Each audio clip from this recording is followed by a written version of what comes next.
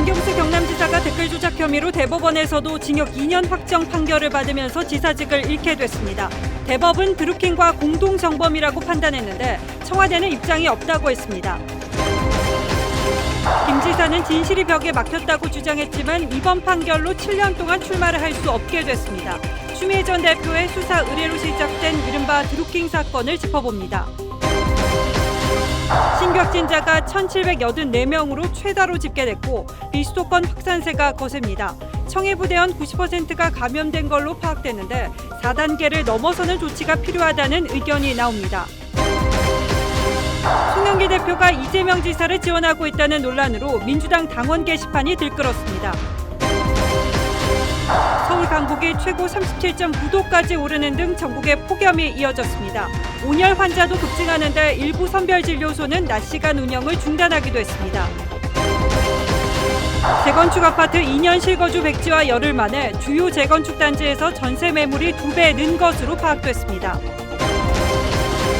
중국 장저우에서는 1년치 폭우가 사흘 동안 쏟아져 20만 명이 긴급 대피했습니다.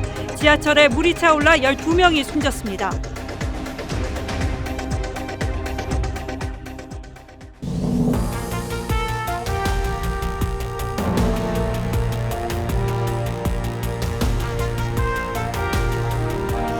시청자 여러분 안녕하십니까? 뉴스9의 신동욱입니다. 저희는 지난 2018년 4월 13일 김경수 경남도지사의 댓글 조작 연루 의혹을 특종 보도한 바 있습니다. 지난 대통령 선거 과정에서 광범위한 댓글 조작이 있었고 여기에 김경수 지사가 관여했다는 의혹이었습니다. 더 놀라운 사실은 그때만 해도 세상에 잘 알려져 있지 않았던 대규모 댓글 조작 프로그램의 존재였습니다. 드루킹과 킹크랩은 그렇게 세상을 흔들었고 이후 1196일 동안 특검 수사와 재판을 거쳐 오늘 마침내 김 지사에 대한 유죄가 최종 확정됐습니다. 정말 긴 시간의 진실 공방이었습니다. 하지만 대법원의 최종 판결이 나온 오늘까지 김경수 지사는 진실은 아무리 멀리 던져도 언젠가 제자리로 돌아올 것이라며 혐의 사실을 부인했고 여권에선 김 지사가 억울한 일을 당했다는 취지의 발언들이 쏟아졌습니다. 야권은 현직 대통령의 정통성에 관한 문제라며 사과를 요구했지만 청와대는 아무 답도 하지 않았습니다. 오늘은 백연상 기자가 먼저 보도하겠습니다. 대법원이 오늘 김경수 경남도지사의 포털 사이트 댓글 조작 혐의를 유죄로 인정하고 징역 2년을 선고한 원심을 확정했습니다.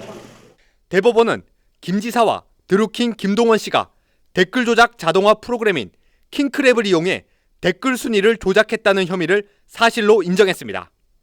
김 지사는 수사 단계부터 드루킹 김 씨와 공모가 없었다고 주장했지만 대법원은 김 지사가 드루킹과 공모 공동 정범으로서 댓글 조작에 가담했다고 판단했습니다.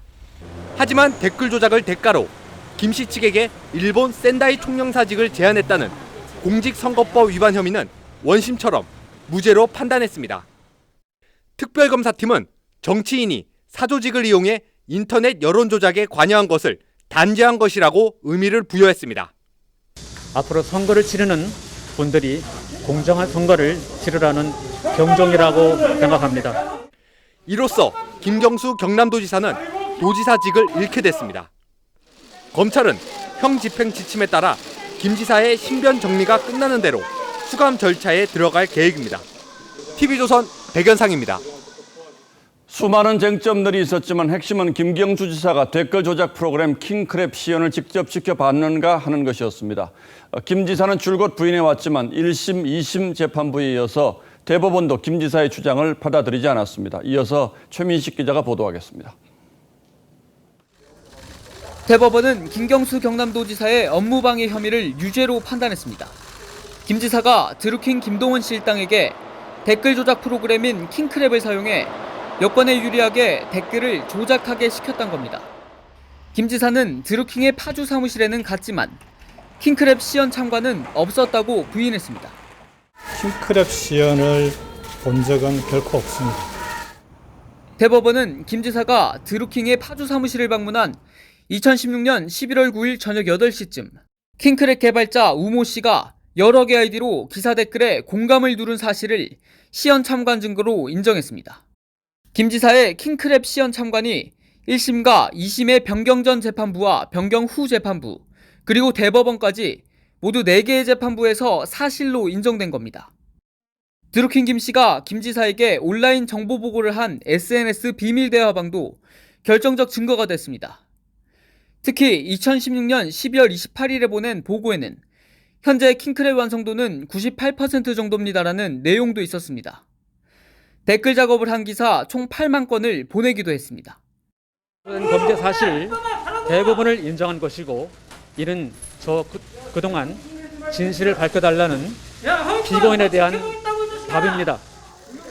법원은 또 김 지사가 기사 링크를 드루킹에게 보낸 점과 드루킹의 요구로 그 일당을 공직에 추천한 점도 유죄의 주요 증거로 인정했습니다.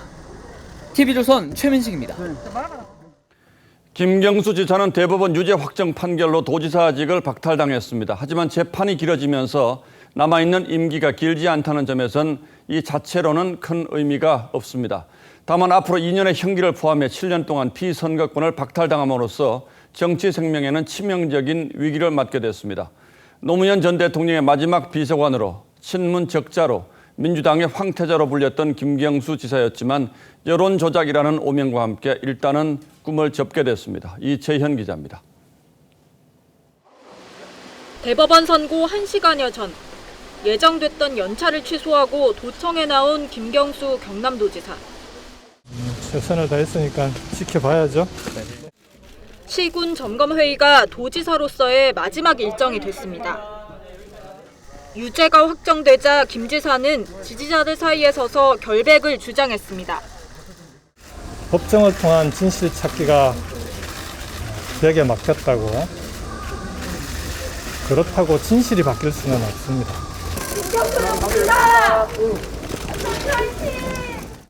대검찰청은 오늘 창원지검에 김 지사에 대한 형집행을 촉탁했고 이번 주말이나 늦어도 다음 주 초에는 수감될 가능성이 높습니다. 김 지사는 선고된 징역 2년 중에서 지난 2019년 1심 선고 후 구속됐던 77일을 빼고 나머지 22개월을 복역해야 합니다. 형기를 마친 뒤에도 오는 2028년 5월까지는 어떤 공직선거에도 나갈 수 없습니다. 김 지사는 이로써 정치 인생에도 치명상을 입고 긴 정치적 동면기에 들어가게 됐습니다. TV조선 이채연입니다. 민주당의 공식 입장은 대법원 판결을 존중한다는 것이었습니다. 하지만 경선이 한창인 대선 주자들은 법원의 판결을 비판하며 김 지사를 감싸는 취지의 발언들을 쏟아냈습니다. 야당은 댓글 조작의 실질적인 수혜자는 문재인 대통령이라며 사과를 요구했습니다. 정치권 반응은 이미지 기자가 취재했습니다. 드루킹 김동원 씨는 2016년 9월 문재인을 지키겠다며 지지 모임 경인선을 조직해 조직적 활동을 벌였습니다.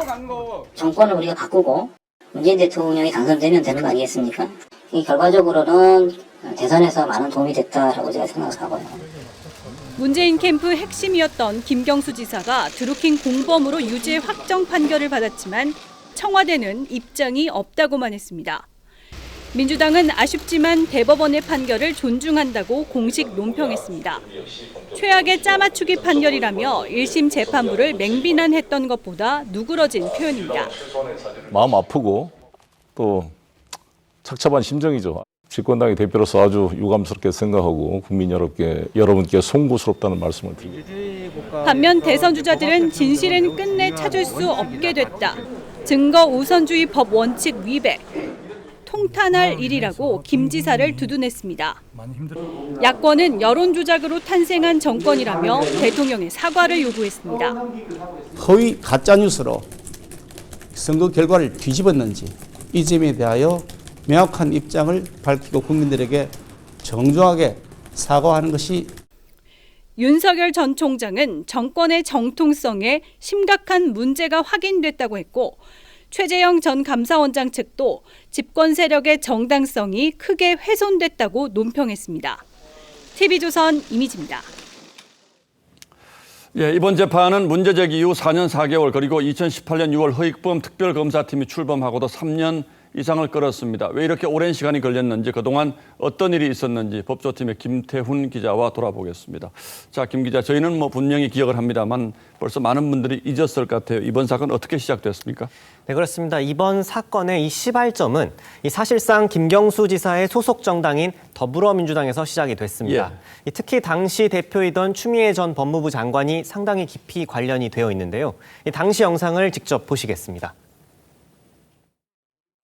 댓글 조작단이 이를 확대 재생산하는 악의적인 프로세스도 진행되고 있습니다. 철저히 추적해 단호히 고발 조치하겠습니다. 네, 이 당시 민주당이 강경하게 나왔던 이유는 이 보수 진영의 여론 공작설도 한몫을 했습니다. 이 누가 주장했는지도 한번 들어보시겠습니다. 댓글 부대 전용 프로그램이 있는 거예요. 그 프로그램을 통해서 댓글 지시 내용을 받아요. 누가 시키고 누구 돈으로 하는 건지 이거 수사 들어가야 된다고 봅니다. 예, 그러니까 보수 진영에서 댓글 조작을 한 걸로 생각을 했는데 여기에 김경수 지사의 이름이 나온 거 굉장히 충격적이었죠. 네, 그렇습니다. 이 지난 대선 과정 여권 핵심 인사이던 김경수 지사가 이 드루킹과 댓글 조작을 공모했다는 의혹을 바로 저희 TV조선이 2018년 4월 최초로 보도했고 이 보도가 시작되면서 좀 반전이 좀 이루어지기 시작을 했습니다. 경찰, 검찰 그리고 특별검사 수사까지 이어지면서 이제 사건의 전모가 대부분 드러난 거죠. 네, 그렇습니다. 이 정작 수사를 해보니까 앞서 말씀드린 대로 나온 이름은 당시 국회의원이었던 김경수 도지사와 드루킹 일당이었습니다. 그리고 이뿐만 아니라 고 노회찬 전 의원의 불법 정치자금 의혹도 드루킹 댓글 조작 사건 수사가 진행되면서 세상에 드러났습니다. 예, 제가 뭐 앞서 말씀드린 것처럼 보통의 경우보다 재판이 상당히 길었는데 재판 과정에서 여러 가지 일이 있었죠. 네, 이 재판 과정에서 또 여러 변곡점들이 좀 있었습니다. 이 김 지사의 운명이 이 재판마다 조금씩 운명이 바뀐 건데요. 이 오늘 대법원 선고를 제외하면 중요한 변곡점은 크게 3가지 정도로 정리할 수 있겠습니다. 가장 먼저 1심 선고입니다. 1심 재판부는 김 지사가 킹크랩 시연회를 봤던 것이 충분히 인정된다. 그러면서 징역 2년의 실형을 선고하고 법정 구속을 했습니다. 예, 뭐 이거 기억납니다만 그러나 잠시 뒤에 곧바로 풀려났잖아요. 네, 그렇습니다. 바로 77일 만에 나오게 됐습니다. 이 김 지사의 보석 신청이 받아들여진 건데요. 이 당시 영상을 잠깐 한번 다시 보겠습니다. 1심에서 뒤집힌 진실을 항소심에서 반드시 바로잡을 수 있도록 남아있는 법적 절차에 최선을 다하겠다는 약속을 드립니다. 네, 현직 도지사라는 신분에 도전 공백을 주장한 김 지사의 주장이 받아들여진 겁니다. 자, 마지막 변곡점은 2심 판결이었고요. 네, 그렇습니다. 이 2심 선고 직전에 있었던 마지막 공판, 그러니까 2심 재판의 결심 공판이 이 드루킹 사건을 압축적으로 정리를 했다고 생각을 합니다. 이 김 지사 측은 결심 공판에 나와서 이재명 경기도지사가 대법원에서 무죄를 받은 것을 언급하면서 이 표현의 자유가 숨 쉴 수 있는 공간을 달라고 요청을 했었습니다. 그러자 재판장인 함상훈 판사는 이 사람의 말은 다 허공에 흩어지지만 시대가 많이 변해 디지털 증거가 남는다고 그렇게 말을 했습니다. 그러면서 이 디지털 증거는 김 지사에게 많이 불리해 보인다 이런 언급도 했고요. 그러니까 결국 디지털 증거를 통해 혐의를 확인했다 이런 의미입니다. 그리고 재판부는 1심과 마찬가지로 2년의 실형을 선고했습니다. 대법원이 이 2심의 판단을 오늘 인정했고 유죄를 확정했습니다. 예, 그러니까 김 지사 측에서는 일관되게 우리는 그런 사실이 없다라고 부인을 했는데 디지털 증거, 그러니까 압수한 서버라든지 휴대전화 이런 곳에는 증거가 다 남아 있었고 이건 숨길 수 없다 이런 취지의 발언인데 결국 댓글 조작 혐의에 대해서는 1심, 2심 그리고 대법원 단 한 번도 무죄 판결을 받은 적은 없다 이거군요.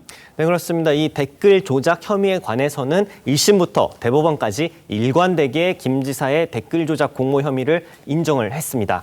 이 비밀 대화방 메시지 내역이나 김 지사의 신용카드 내역, 그리고 킹크랩의 분석 결과 등의 물증들이 김 지사의 범행을 증명했기 때문입니다.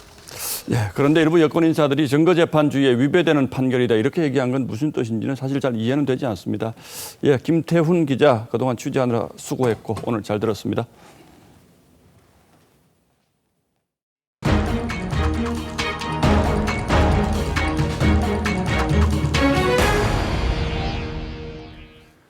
오늘 코로나19 신규 확진자는 1,784명으로 일주일 만에 또 가장 많은 확진자가 나왔습니다. 비수도권 비율은 나흘 연속 30%를 웃돌고 있는데 작년 3월 1차 대유행 이후 비수도권에서 하루 500명이 넘은 건 처음 있는 일입니다. 강한 전염력을 지닌 델타 변이에 휴가철이 겹치면서 전국이 대유행 국면에 접어들었습니다. 이심철 기자가 취재했습니다. 전남 여수의 한 초등학교 병설 유치원이 폐쇄됐습니다. 지난 19일부터 오늘까지 사흘 동안 26명이 확진 판정을 받았습니다. 초등학생 등 전수검사 대상자만 650여 명에 이릅니다. 손녀딸도 좀 유치원 다니면서 불안해 죽겠고 좀 조용하긴가 싶었더니 난리가 나가지고. 부산은 오늘 하루 100명이 확진 판정을 받았습니다. 코로나 사태 이후 가장 많은 수치입니다. 체육시설의 이용자 3명이 확진되어 접촉자 조사를 진행하였으며 확진자의 동선에서 동래구 소재 목욕탕이 확인되어 제주에서도 공항 내 면세점 등 집단 감염 여파로 오늘 하루 34명이 늘었고 전주 교도소와 프로야구 KT 위즈 2군 선수단에서도 확진자가 나왔습니다. 오늘 비수도권의 신규 확진자는 551명입니다. 지난해 3월 대구를 중심으로 한 1차 대유행 이후 처음으로 비수도권이 500명을 넘어섰습니다. 델타 변이 확산에 휴가철이 겹치면서 전국 대유행 조짐마저 보이고 있습니다. 휴가철이라든지 계절적 요인이 많은 것 같습니다. 강릉과 부산과 제주에서 지금 발생이 되고 있습니다. 방역 당국은 내일부터 다음 달 1일까지 비정규 공연시설의 공연 금지를 전국으로 확대하기로 했습니다. TV조선 이심철입니다. 예, 이렇게 비수도권 확진자가 급증하면 다음 주에는 하루 확진자가 2,000명을 돌파할 가능성이 있다는 게 방역 당국의 판단입니다. 앞서도 말씀드렸습니다만 문제는 다음 주부터 여름 휴가가 절정을 이룰 거라는 사실입니다. 그래서 거리두기 4단계 전국으로 확대 적용해야 한다는 주장도 나오고 있습니다. 이어서 박상준 기자가 보도하겠습니다. 폐쇄된 현대제철 인천공장. 지난 14일 협력업체 직원을 시작으로 최근까지 18명의 감염자가 나와 2,800여 명이 검사를 받고 있습니다. 첫 환자는 델타 변이가 확인된 인천 서구주점 관련 확진자 84명 중 1명이라 추가 전파가 우려됩니다. 87명의 확진자가 나온 대구의 한 헬스클럽 집단 감염에서도 델타 변이가 검출됐습니다. 현재 국내 감염의 한 47% 정도가 변이 바이러스고 델타 변이가 이 중에서 33%좀 되고 있기 때문에 최근 일주일간 델타 변이 검출률은 한 달 전에 비해 12배나 늘었습니다. 확산을 막으려면 접촉을 줄여야 하지만 휴가철을 맞아 비수도권의 이동량은 오히려 늘고 있습니다. 이번 주 토요일에 만일에 1,700이 나오면 다음 주는 2,000이 넘겠죠. 7월 말 8월 초 폭발적인 확산을 막기 위해 더 강력한 조치가 필요하다는 지적입니다. 수도권 같은 경우는 지금 4단계를 하고 있으니까 6시 셧다운을 한다든지 전국적인 4단계를 유지한다든지. 정부는 이번 주말까지 상황을 지켜보면서 수도권의 4단계 연장 여부와 비수도권 야간 모임 제한 등을 결정하겠다고 밝혔습니다. TV조선 박상준입니다. 어제 귀국한 청해 부대원들은 이틀째 별도의 치료시설에 머물면서 추가로 검사를 받았습니다. 그 결과 23명이 더 확진돼 확진자는 모두 270명, 그러니까 전체 부대원의 90%가 코로나에 감염된 것으로 나타났습니다. 최악의 해군 집단 감염으로 임무 도중 철수하는 초유의 사태가 벌어졌지만 이번에도 군에서는 책임지겠다는 사람이 없습니다. 윤동빈 기자입니다. 어제 귀국 직후 실시한 코로나 검사 결과 확진자는 아프리카 현지보다 23명이 늘어난 270명으로 전체 301명 중 90%입니다. 수송기 내부에서 추가 감염됐을 가능성 등이 제기됩니다. 불행 중 다행인 건 어제 귀국 직후 군 병원 2곳에 입원한 장병 14명의 상태가 악화되지 않았다는 겁니다. 현재 군 병원에 입원 중인 장병들은 상태가 양호한 편입니다. 확진자 중 증상이 경미한 256명은 생활치료센터에서 경과를 지켜보게 됩니다. 음성 판정을 받은 31명은 오늘 진해 해군기지로 이동했고 앞으로 2주간 격리 생활을 하게 됩니다. 코로나 사태 이후 최악의 해군 집단 감염 사태란 오명을 쓰게 됐지만 군 수뇌부는 오늘도 부작용 때문에 백신을 안 맞췄다고 했습니다. 며칠 있다가도 또 그 증상이 나타나서 위험한 상황이 되기도 하고 합니다. 이제 그런 우려들이 있었다는 점을 좀. 야당에선 국방부 장관과 합참의장 경질 요구가 나왔지만 문책 여부는 아직 논의되지 않은 것으로 알려졌습니다. TV조선 윤동빈입니다. 예, 사정이 이렇다면 코로나에 감염된 병사, 부모, 국민들에게 사과하는 게 먼저여야 할 겁니다. 그런데 청와대가 오늘 또다시 기상천외한 자화자찬을 내놓았습니다. 수송기를 보내서 장병들을 귀국시키는 것이 대통령의 아이디어였다고 했습니다. 누구도 생각하지 못한 걸 대통령이 해냈다고도 했습니다. 이건 또 어떻게 생각하시는지 시청자 여러분께 다시 묻습니다. 김도형 기자입니다. 청해부대 집단 감염 사태를 문재인 대통령이 사과하지 않은 데 대해 청와대는 아직 때가 아니라면서 수송기를 투입해 신속히 귀국시킨 것이 대통령의 아이디어였다고 밝혔습니다. 정말 누구도 생각하지 못했던 지금 우리가 비행기 2대를 보내서 다 후송을 했지 않습니까?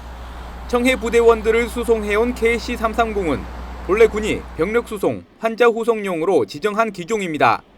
실제 지난해 아랍에미리트 아크 부대원 170명의 교대와 코로나가 심각한 이라크에서 교민을 귀국시키는 데 투입되기도 했습니다. 그런데 대통령이 지시하기 전까지 아무도 이런 생각을 못했다는 게 청와대의 설명입니다. 앞서 국방부도 국회 보고에서 이번 청해부대 수송 작전에 대해 우리 군사 외교력이 빛을 발휘했다. 최단 기간 임무를 달성했다고 홍보해 눈총을 받았습니다. 군 통수권자인 문 대통령이 사과하지 않고 있는 데 대해 여당 내에서도 문제가 제기됐습니다. 대통령도 분명히 충분한 사과가 필요할 텐데. 야당도 문 대통령이 군을 비판한 걸 두고 책임을 전가하는 비겁한 지도자라고 비난했습니다. 마치 무오류의 신의 경지에 있는 사람인 것처럼 행동합니다. TV조선 김도영입니다.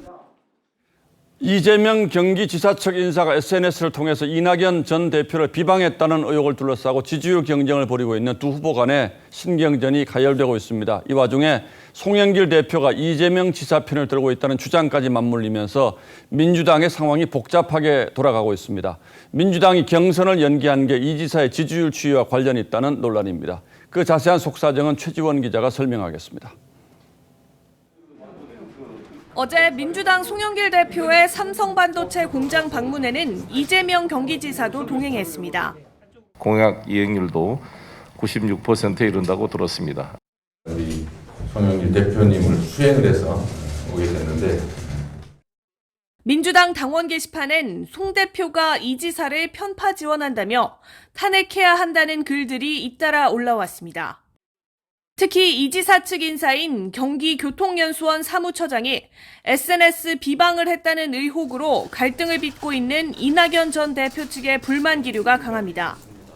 이 전 대표 측 한 의원은 코로나19로 예비 경선을 연기하자고 할 땐 반대하더니 이 지사가 바지 발언 등으로 곤혹을 치르면서 지지율이 떨어지자 지도부가 경선 연기를 주도했다고 비판했습니다.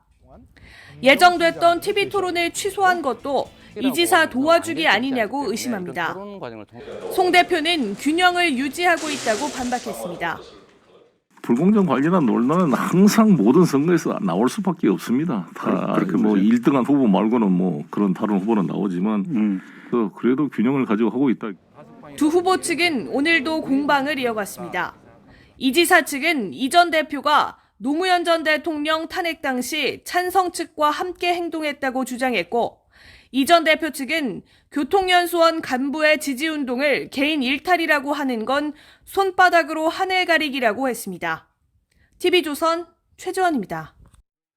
예, 이렇게 이재명, 이낙연 두 여권 주자 간 신경전이 격화하면서 될 사람을 밀어준다는 호남에서의 지지율도 요동치고 있습니다. 아시는 것처럼 민주당의 핵심 지지 기반은 선거나 당내 경선 때마다 전략적 선택을 해왔기 때문에 경선을 2달 남짓 남긴 현 시점에서 호남 민심의 향배는 초미의 관심사일 수밖에 없습니다. 그래서 저희 윤수영 기자가 급히 광주를 찾아가서 직접 확인해 봤습니다.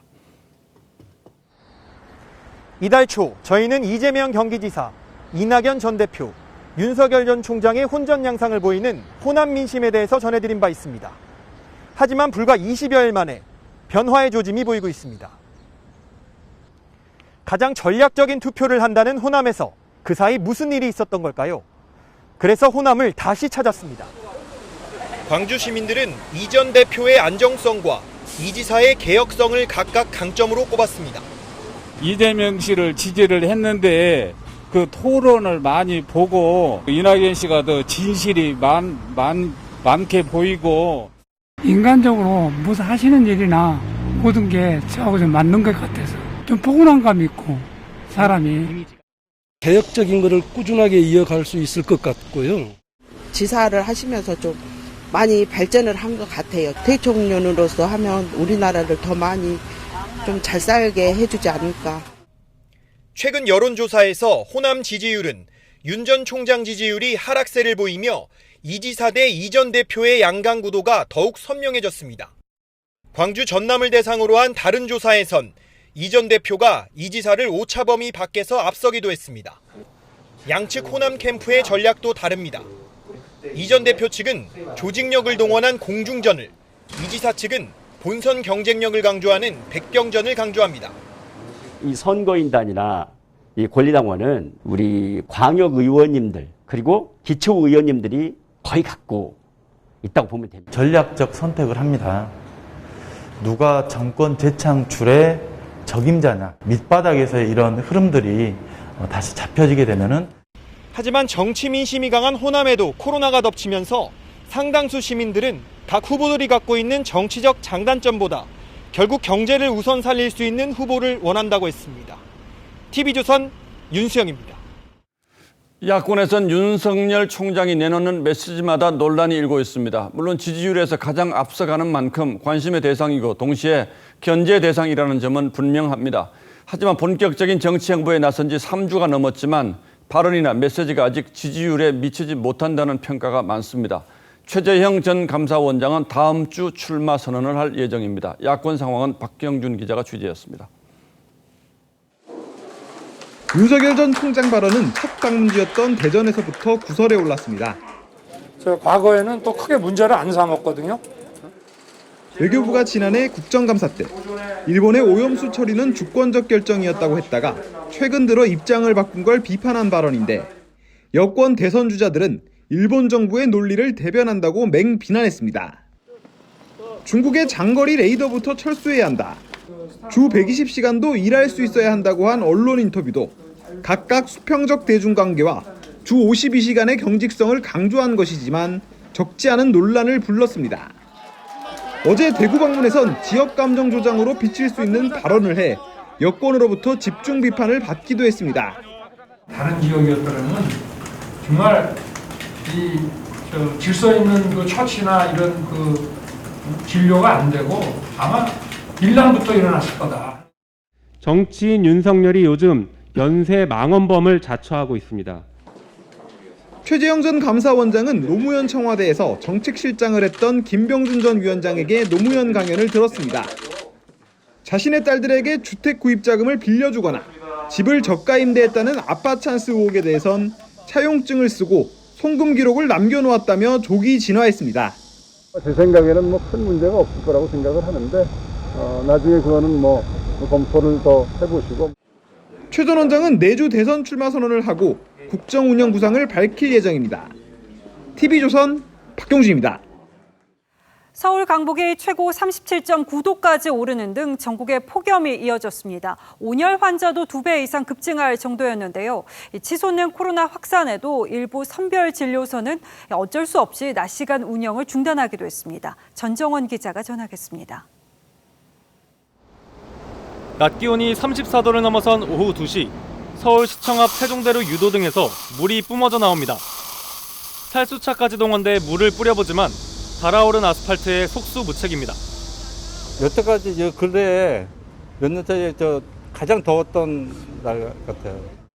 삼복더위에 서울 삼계탕집도 문전성시입니다. 체감온도 35도를 넘어서면서 선별진료소도 오후 2시에서 4시 사이 운영을 중단했습니다. 너무 더운 문제가 될 수도 있어서 얼음조끼에 휴대용 선풍기까지 동원해보지만 방호복 속 달아오르는 열기에 의료진들은 지쳐만 갑니다. 냉장고하고 냉동실에 넣어놓고 이렇게 좀 올려가지고 등하고 가슴을 좀 시원하게. 서울 수유동과 경기 고양시 일부 지역 낮 최고 기온은 37.9도까지 치솟는 등 중복 인원을 전국 대부분 지방에 폭염경보가 내려졌습니다. 온열 질환자도 어제 34명으로 전날보다 배 이상 증가한 데 이어 내일 집계되는 오늘 수치도 더 늘어날 것으로 보입니다. 고용노동부는 일터 열사병주의보를 발령해 폭염 관리를 당부했습니다. TV조선 전정원입니다. 오늘 무더위로 역대 최대 전력 사용이 예상되면서 또 전력 예비율이 한 자릿수로 떨어지는 건 아닌지 우려가 나왔는데요. 정부 방침에 따라서 공공기관이 30분씩 순차적으로 에어컨을 끈 덕분일까요? 다행히 전력 예비율은 10%대를 유지했습니다. 정부는 올 여름 폭염이 길어질 것이라는 전망에 중단됐던 원전 본격 가동에 들어갔습니다. 이상배 기자입니다. 에어컨 실외기가 쉴 새 없이 돌아갑니다. 용접 작업을 하는 노동자들은 선풍기나 에어컨 없이는 작업 자체가 불가능한 상황입니다. 못하죠. 지금은 더워서. 선풍기가 에어컨 안 틀으면 고장 나거나 말거나 올 틀어요. 오늘 전력거래소가 예상한 최대 부하는 9만 1,000메가와트. 실제 최대 부하는 예상치보다 조금 못 미친 8만 9,000메가와트대를 기록했습니다. 전력 예비율도 10%대를 오가며 두 자릿수를 간신히 지켰습니다.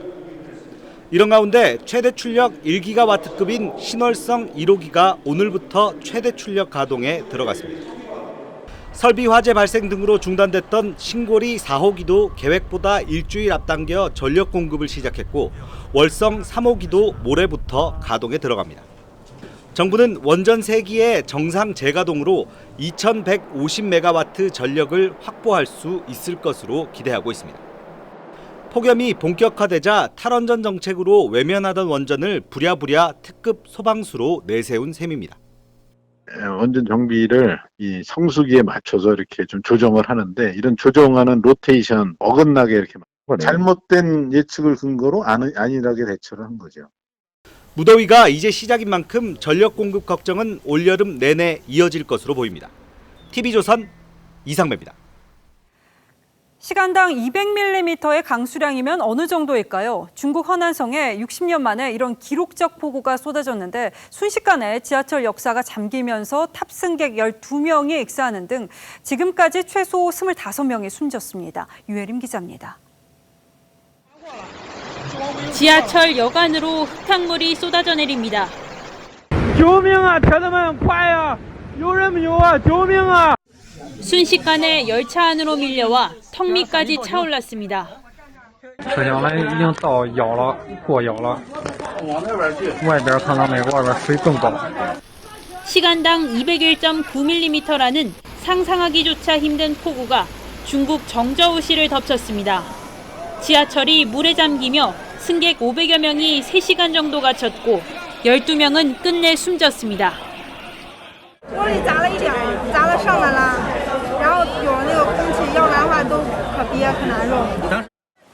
물살에 휩쓸린 한 시민.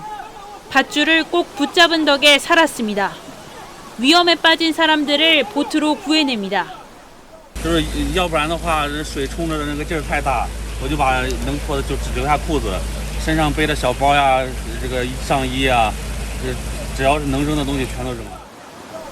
태풍 인파의 영향인데 정저우에서만 사흘 동안 617mm의 강수량을 기록했습니다. 정저우의 연간 강수량과 비슷합니다.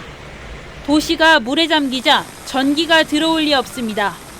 마실 물도 없고 외부와는 완전히 단절됐습니다.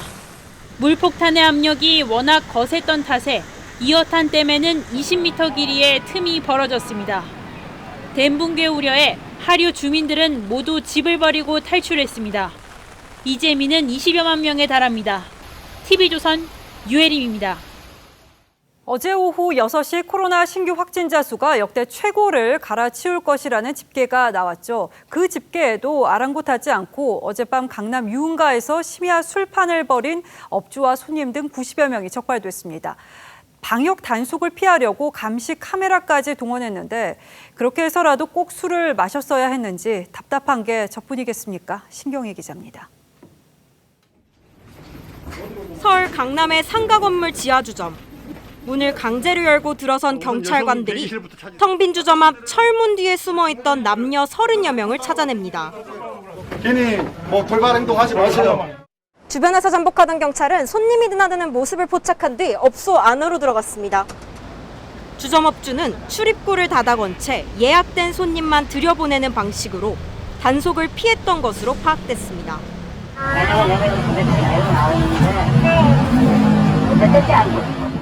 비슷한 시각 인근 삼성동에서도 불법 영업을 하던 주점이 적발됐습니다.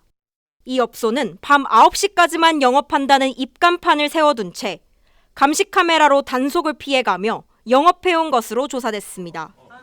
서울 서초, 송파, 강남경찰서 3곳이 어젯밤 감염병 예방법 위반 혐의로 적발한 주점과 노래방 업주와 이용자는 90여 명에 달했습니다. 경찰은 이들 90여 명의 명단을 관할 구청에 통보해 구청이 고발하는 대로 입건 여부를 판단할 방침입니다. TV조선 신경입니다. 코로나 확진자가 역대 최다를 기록한 오늘 민주노총은 또다시 집회를 열었고 이번 주 금요일과 다음 주에도 대규모 집회를 예고했습니다. 장소는 거리두기 2단계를 적용 중인 강원도 원주를 택했는데 정부는 집회 철회를 요청했습니다. 오늘은 코로나 4차 대유행에 열리는 민노총 집회에 포커스를 맞췄습니다. 오늘 낮 1시 정부 세종청사 민주노총 조합원 499명이 비정규직 차별 철폐를 요구하며 목소리를 높였습니다.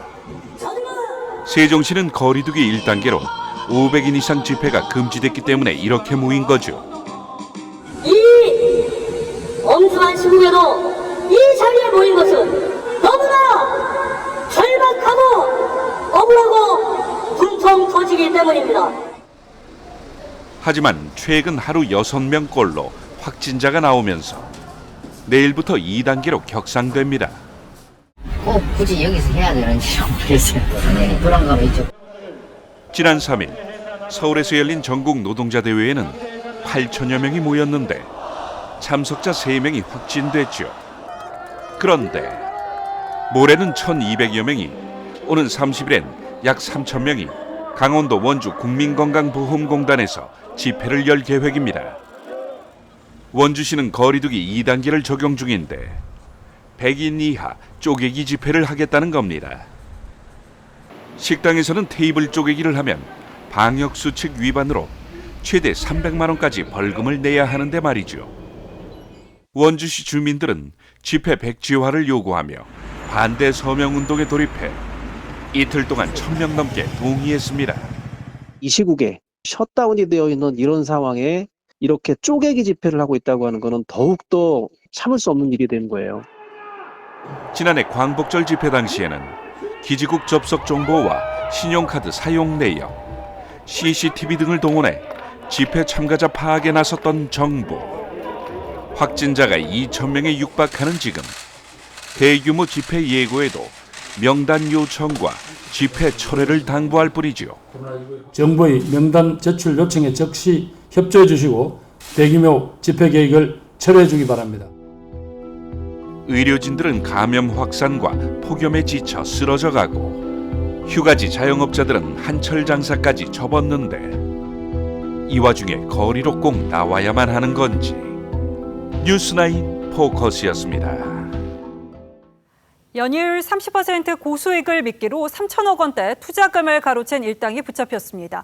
이들은 가로챈 돈으로 부동산 투기도 해서 2배 넘는 시세 차익을 남기기도 했는데 경찰 조사 결과 현직 기자와 전직 경찰 간부도 한통속이었습니다. 하동원 기자입니다. 경찰이 부산의 한 업체 사무실을 압수수색합니다. 유사 수신업체 회장인 60대 A씨 등 11명은 지난 2016년부터 원금 보장과 연간 수익률 30%를 내세우며 투자자를 모집했습니다. 투자금을 돌려막는 수법으로 예비 신혼부부나 일용직 노동자 등 2,800명에게서 3천억 원 넘게 챙겼습니다. A씨 일당은 범죄 수익금 600억 원으로 전국의 부동산에 투자해 3년 만에 시세 차익이 2배를 넘겼습니다. A씨 등은 농업법인도 설립해 경기 포천 등 개발 제한 구역 땅까지 마구 서들였고 동의를 얻어야 되는 거죠. 군 동의 개발하려면. 문화재도 좀 지정이 되어 있고 개발 인허가를 도와달라며 현직 기자에게 1억 원을 건넸고 일부 땅은 실제로 규제가 풀리기도 했습니다. 매입한 부동산 중 일부에 대해서는 개발 관련해서 진행이 되어서 개발 지역으로 포함되어 공표된 곳도 있습니다. A씨 일당은 경찰 조사에 대비해 전직 경찰 간부도 끌어들였습니다. 경찰은 A씨 등 3명을 구속하고 이들이 보유한 부동산 등 1,454억 원대에 이르는 범죄 수익금을 몰수해 국고로 환수 조치했습니다. TV조선 하동훈입니다. 다음 뉴스입니다. 국정농단 사건으로 수감되어 있는 이재용 삼성전자 부회장이 이번 광복절에 가석방 예비 명단에 포함된 것으로 알려졌습니다. 청와대 법무부 모두 이에 대해서는 절차와 규정에 따르겠다는 원론적인 입장입니다만 여권에서 나오는 발언들을 들어보면 가능성이 높아 보입니다. 주원진 기자가 취재했습니다. 서울구치소는 최근 가석방 예비회의를 열고 광복절 정기가석방 심사대상 명단에 이재용 삼성전자 부회장을 포함한 것으로 알려졌습니다. 법무부 예규에는 가석방 대상을 형기의 60% 이상을 채운 수감자로 규정하고 있습니다. 지난 1월 국정농단 뇌물사건 파기환송심에서 징역 2년 6개월의 실형을 받고 수감된 이 부회장은 오는 28일이면 60% 기준을 채웁니다. 이 부회장의 가석방 가능성은 집권여당 대표가 삼성전자 화성 캠퍼스를 방문해 공개 언급했습니다. 반도체 산업의 그런 요구, 국민 정서, 또 본인이 60% 형기를 마친 점 등을 가지고 고민하고 있다고 생각합니다. 청와대는 가석방은 법무부가 기준과 절차에 따라 진행할 것이라는 원론적인 입장을 내놨습니다. 박범계 장관도 특정 인물의 가석방 여부는 절차와 시스템의 문제라고 말을 아꼈습니다. 법무부는 8월 초 강성국 차관을 위원장으로 하는 가석방 심사위원회를 열고 이 부회장 가석방 여부를 최종 결정할 방침입니다. TV조선 주원진입니다. 정부 여당이 부동산 투기를 잡겠다며 내놓은 재건축 규제 법안이 폐기되자 재건축 아파트 값이 떨어지고 전세 매물은 늘어나는 현상이 나타나고 있습니다. 잘못된 규제가 집주인과 세입자들을 얼마나 힘들게 하는지를 잘 보여주는 사례라는 비판이 나오고 있는데 정작 홍남기 부총리는 임대차 3법으로 세입자들이 많은 혜택을 받았다는 생뚱맞은 설명을 내놨습니다. 지선호 기자가 취재했습니다. 서울 강남의 대표적인 재건축 추진 아파트 단지. 2년 실거주를 해야 재건축 조합원 자격을 준다는 법안이 지난주 초 국회에서 폐기되면서 전세 물량이 늘었습니다. 지난주 72건에 불과했던 매물이 일주일 새에 182건으로 2배 이상 증가한 겁니다. 8억 원을 웃돌던 전용 76제곱미터형 호가도 7억 원 선으로 1억 원 가까이 떨어졌습니다. 노원, 마포, 목동 재건축 추진 단지도 비슷한 현상이 나타나고 있습니다. 부작용을 여실히 보여주는 명백한 사례라고 하겠습니다. 하지만 치솟는 전세가와 전세난을 잡기는 역부족입니다. 서울은 지난해보다 올해 전세 가격 상승세가 가파른 상황입니다. 입주 물량도 지난해보다 37% 줄어 하반기 전세 대란 우려도 나오고 있습니다. 하지만 정부는 지난 1년 동안 서울 지역 전세 갱신율이 57.2%에서 77.7%까지 높아졌다며 임대차법 효과 홍보에 집중했습니다. 법 시행으로 임차인 다수가 제도 시행의 혜택을 누릴 수 있었던 것으로 확인이 되었습니다. 정부는 또 가짜로 신고가를 신고한 뒤 취소하는 실거래가 띄우기를 처음 적발했다고 했지만 얼마나 빈번하게 발생한 것인지는 구체적으로 밝히지 않았습니다. TV조선 지선호입니다.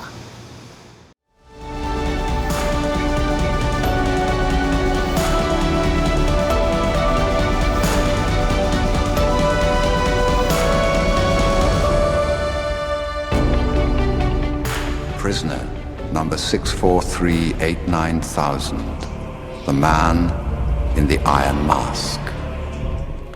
컴컴한 감옥에 갇힌 죄수는 철가면을 단단히 씌워놓아 얼굴도 이름도 없는 아이언 마스크로 불립니다. 듀마의 소설과 디카프리오의 영화는 왕자를 놓고 뒤바뀐 쌍둥이 형제의 운명을 그립니다. Back to the prison you shall go, and into the mask you hate.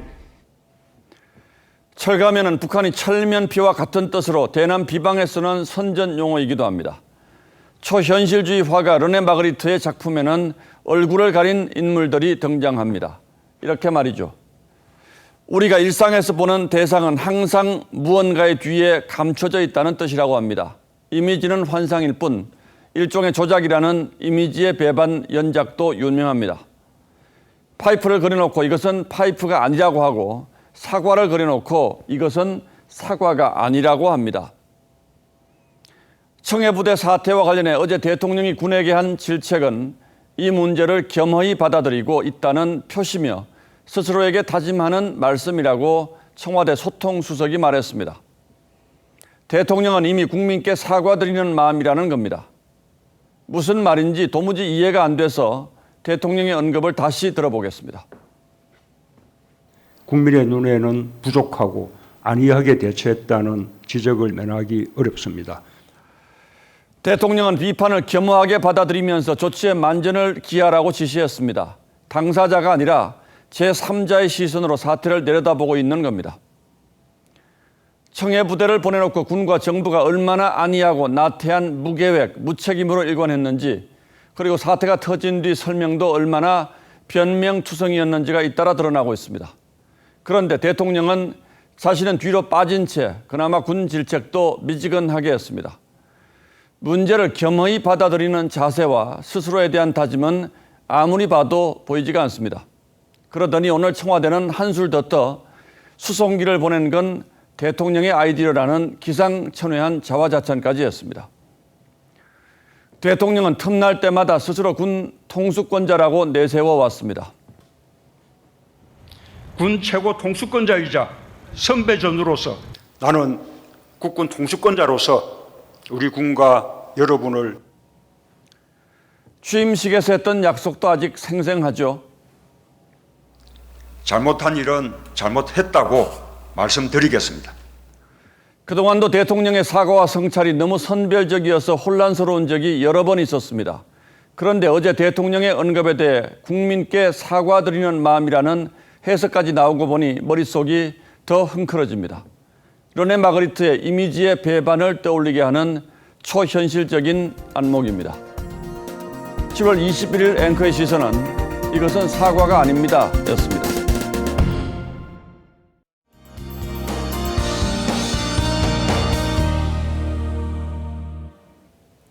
오늘은 삼복 중 중복인데요. 중복 더위 잘 견디고 계시는지요? 밤에라도 더위가 좀 쉬어가면 좋을 텐데 오늘도 열대야가 기승을 부리겠습니다. 밤사이 서울은 26도 이상의 기온을 유지하겠습니다. 대서인 내일도 극심한 폭염이 이어지겠습니다. 폭염특보도 하루가 다르게 강화되고 있는 상황인데요. 내일 낮 기온은 서울과 청주가 36도, 대구는 34도까지 치솟겠습니다. 이렇게 무더위가 장기간 이어지면서 올해 온열 질환자는 지난해보다 1.4배가 늘었다고 합니다. 그만큼 더위 대비에 신경을 쓰셔야겠는데요. 가장 무더운 시간대인 오후 2시에서 5시 사이에는 야외 활동을 자제하시는 게 좋겠습니다. 바다의 물결은 대체로 높게 일겠는데요. 특히 제주 해상을 중심으로 최고 6m까지 일겠습니다. 당분간 더위를 식혀줄 만한 비 소식도 없어서 35도 안팎의 불볕더위가 이어지겠습니다. 날씨였습니다. 7월 21일 수요일 뉴스9은 여기서 모두 마치겠습니다. 시청해주신 여러분 고맙습니다.